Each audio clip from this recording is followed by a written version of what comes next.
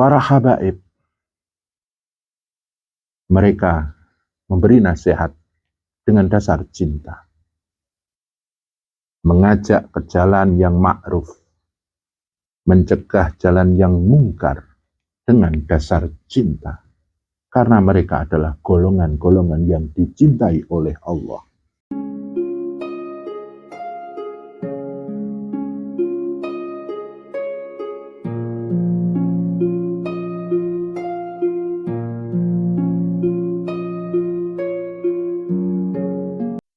Assalamualaikum saudaraku, salam damai, salam sejahtera.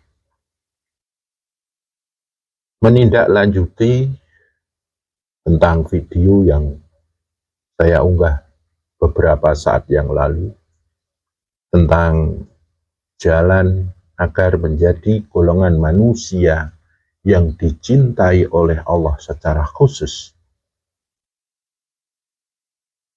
Maka pada kesempatan hari ini, saya akan menghaturkan satu pembahasan tentang mana habaib. Orang-orang yang menyandang sifat habaib inilah yang disebut para habib.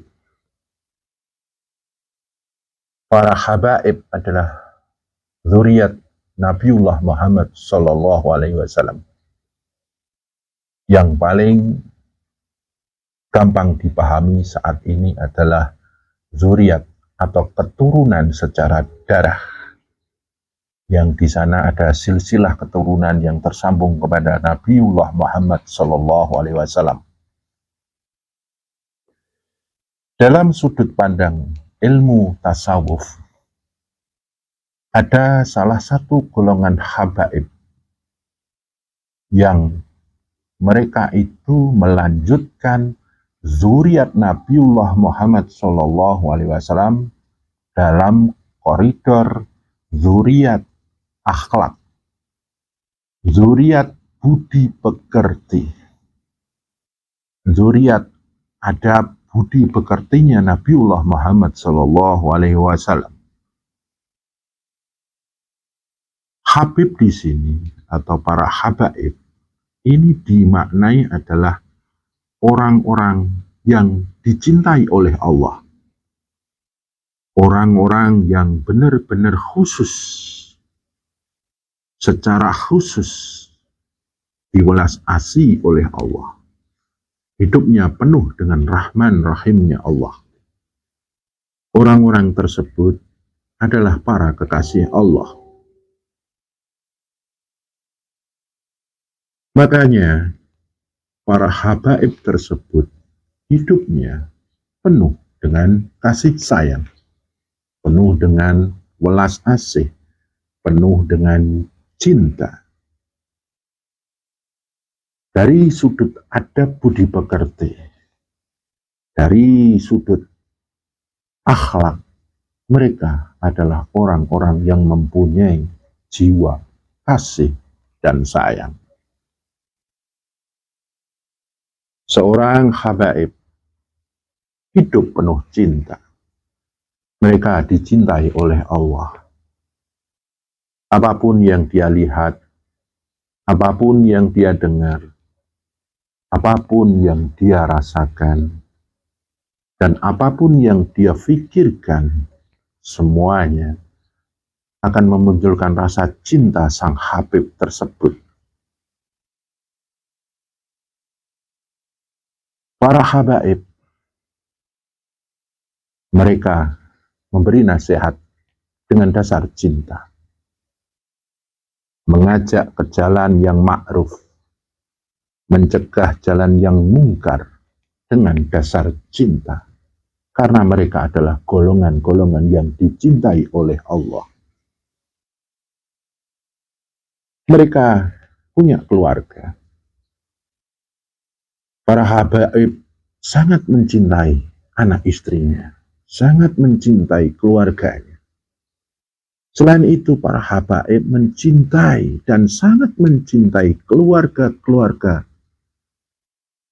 yang menjadi satu golongan dalam beragama, yaitu keluarga sesama muslim. mencintai sesama-sesama manusia, walaupun mereka beda agama.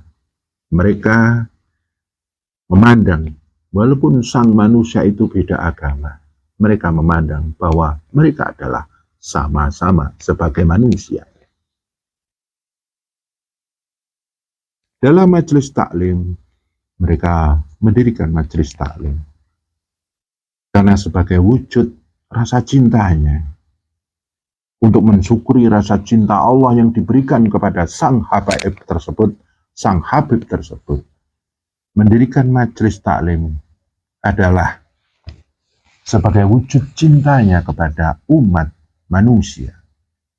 Yahdi minal dzulumati ilan nur, sebagai jalan untuk menunjukkan dari jalan kegelapan kepada jalan yang terang. Dan semuanya itu pun dari dasar cinta. Mereka melanjutkan dzurriyyat Rasulullah Shallallahu Alaihi Wasallam dari sudut welas asih, dari sudut kasih dan sayang. Di dunia yang sudah menjadi zaman milenial ini, mereka hidup berdampingan dengan pemerintah, mengkritik pemerintah dengan dasar welas asih, dengan dasar kasih sayang.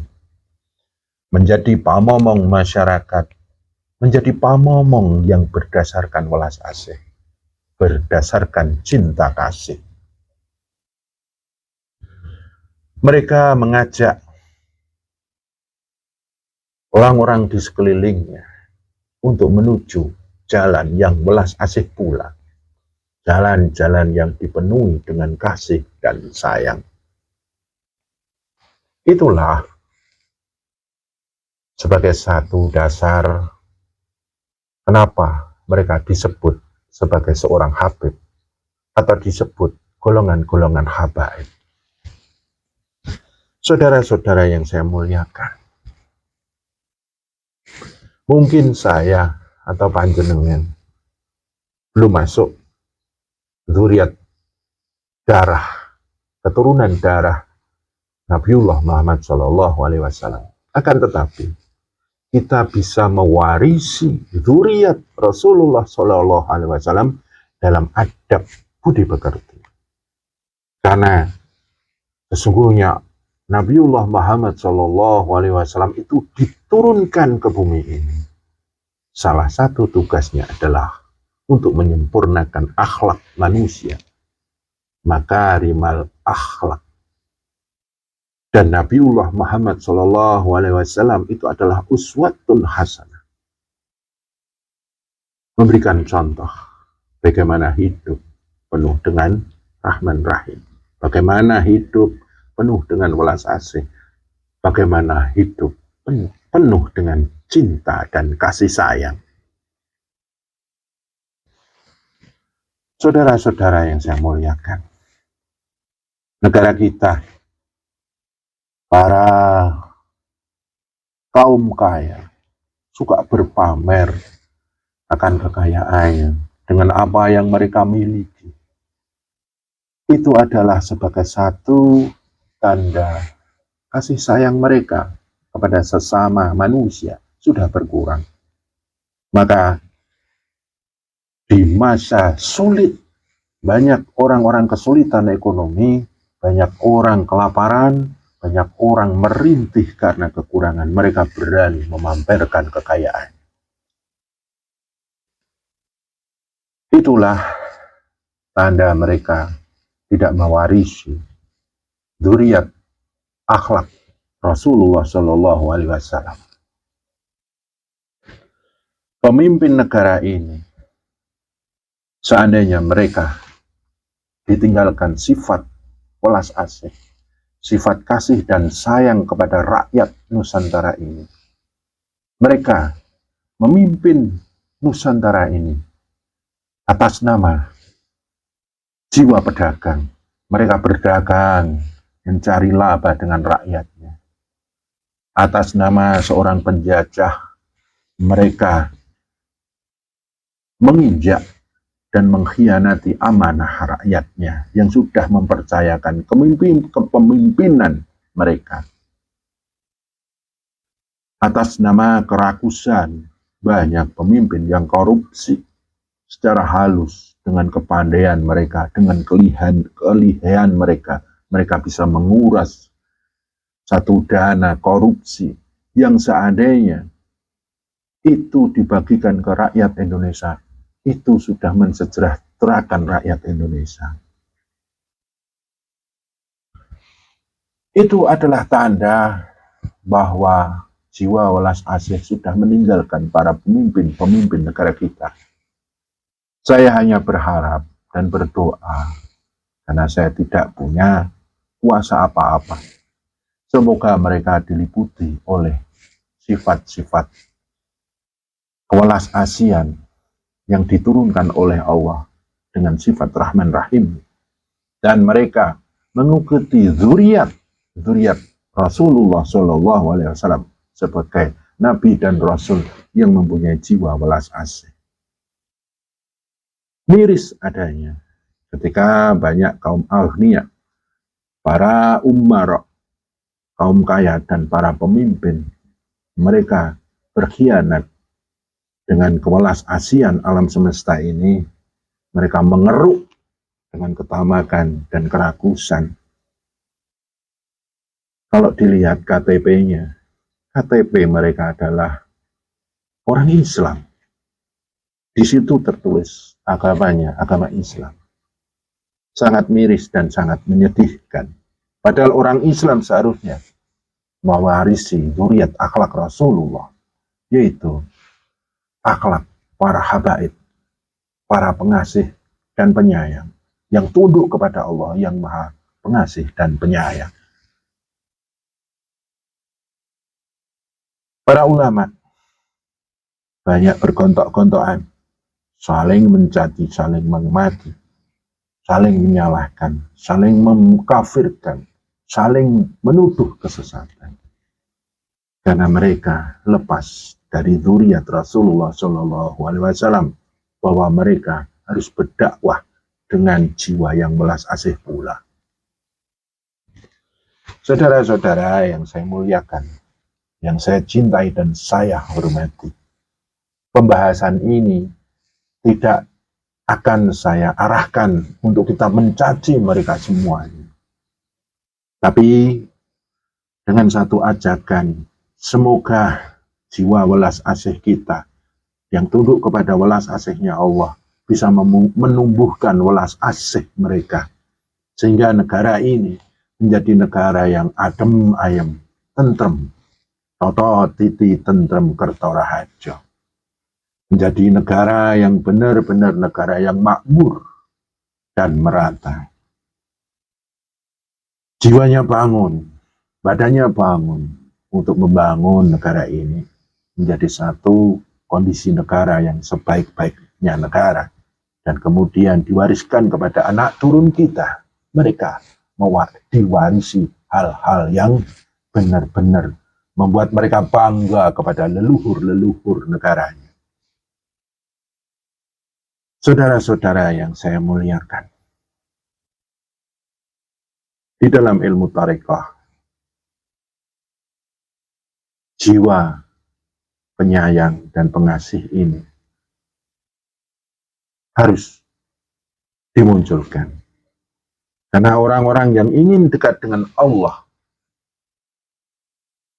tidak akan menghiasi dirinya dengan pakaian yang sepertinya pakaian takwa. Dengan pakaiannya yang indah, pakaiannya yang bagus, mereka seperti orang-orang takwa. Dia tidak akan menghiasi dirinya dengan satu perdebatan-perdebatan agar mereka dianggap orang pintar, orang hebat.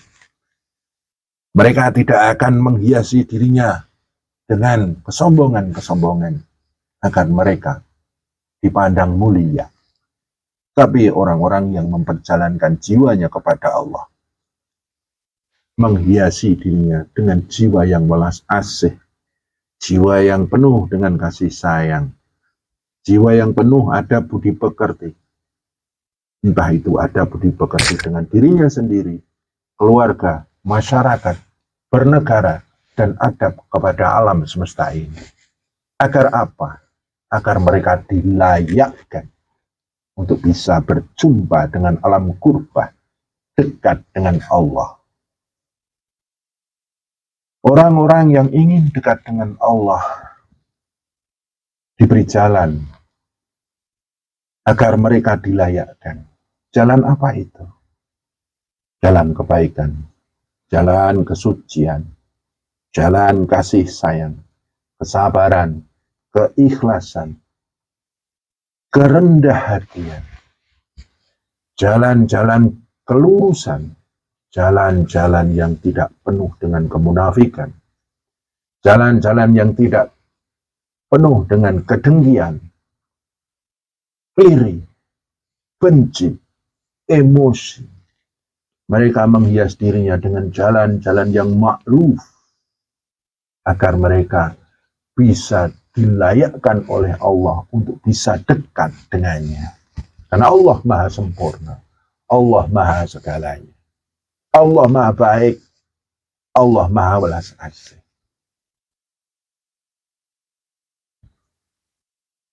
Orang-orang pejalan rohani, pejalan-pejalan ketuhanan, pejalan-pejalan tarekat, mereka menghiasi dirinya dengan akhlak dan budi pekerti.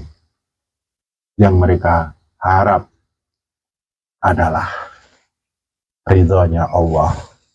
Hasbunallah wa ni'mal wakil, ni'mal maula wa ni'man nasir. Dan mereka hanya ingin datang kepada Allah dengan ridho dan menggapai ridhonya Allah Subhanahu wa ta'ala.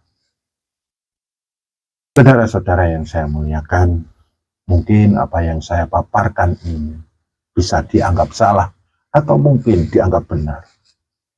Tapi yang jelas, begitulah sudut pandang kaum-kaum sufi, kaum-kaum tarekat, kaum-kaum pejalan Tuhan tentang makna habaib, makna label yang disebut Habib Allah, yang dipanggil dengan nama julukan para habib.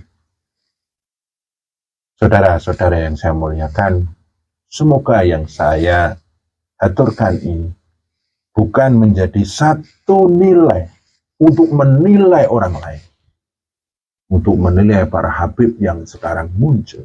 Tidak. Tapi apa yang saya aturkan ini, saya aturkan, saya persembahkan, saya suguhkan kepada panjenengan dengan satu harapan, agar saya secara pribadi dan panjenengan yang mengikuti YouTube saya, channel saya, bisa mawas diri, bisa introspeksi diri, bisa bermuhasabah.